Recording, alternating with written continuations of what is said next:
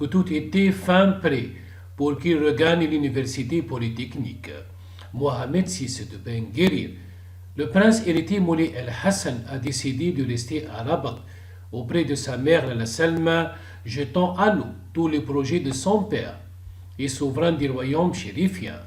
Que s'est-il passé pour le prince héritier du trône marocain, Moulay El-Hassan, dont le destin quasiment tracé par son père, le roi Mohamed VI, est subitement modifié, au point que certains évoquent une désobéissance du fils vis-à-vis du père, dont il atteint incessamment qui lui lègue le pouvoir au royaume.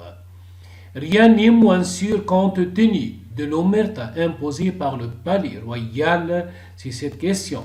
Mais une chose est sûre, Moulay Hassan n'a pas suivi les recommandations de son père, aller étudier à Ben Guérir.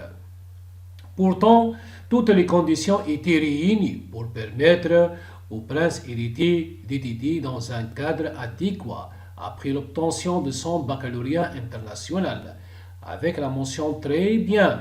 Côté hébergement, en effet, le roi Mohamed VI avait donné des instructions pour qu'un chalet écologique soit aménagé à cet effet à Moulay El-Hassan, afin que son fils aille étudier dans d'excellentes conditions à l'université polytechnique Mohamed VI.